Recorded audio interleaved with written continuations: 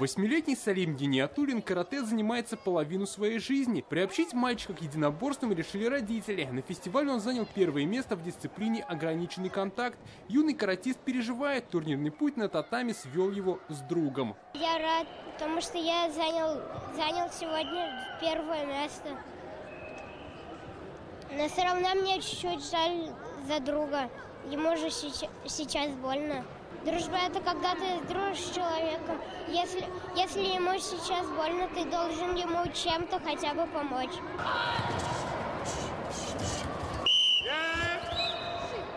Фестиваль объединил поклонников единоборств от 6 до 18 лет со всей республики и городов Поволжья. Все стилевое карате – вид спорта, который появился в России. Он объединяет несколько разновидностей. Тут и турнир, и учебные схватки по киокусинкай, спортивной борьбе панкратион и джиу-джитсу. Очень нравится этот вид спорта. Мои изменения, то есть я пошел туда. Я был сначала не очень обучен, но потом я обучен и теперь могу постоять за себя и защищать свою семью, как говорится. Мы воспитываем патриотический дух, воспитываем этикет, дисциплину, уважению к друг другу, уважению к старшим. Фестиваль «За будущее» посетил герой России, знаменитый танкист, наш земляк Расим Баксиков. Он пообщался с участниками и напутствовал их. Дети – наше будущее.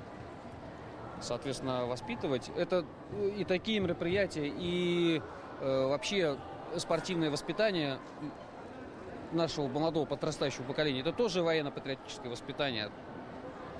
Мы обязаны растить их здоровыми, пропагандировать среди молодого поколения здоровый образ жизни. Также на площадке фестиваля развернулась выставка о военной истории России. Представили уникальные образцы военного снаряжения. Цель данного мероприятия за будущее воспитать патриотов нашей Родины, чтобы они понимали, в какой хорошей стране они живут. Да, есть сложности, но на самом деле вид спорта всестилевое карате, как и любое единоборство, оно воспитывает дисциплину, дух, и, конечно же, волю к победе. Во всех дисциплинах награды разыграли в нескольких возрастных категориях. Победители и призеры получили кубки и медали. Чемпионат по всестилевому карате стал проходным этапом на всероссийские турниры. Дмитрий Еринин, Риана Бахтиева, Алмаз Зейдинов, ТНВ, Казань.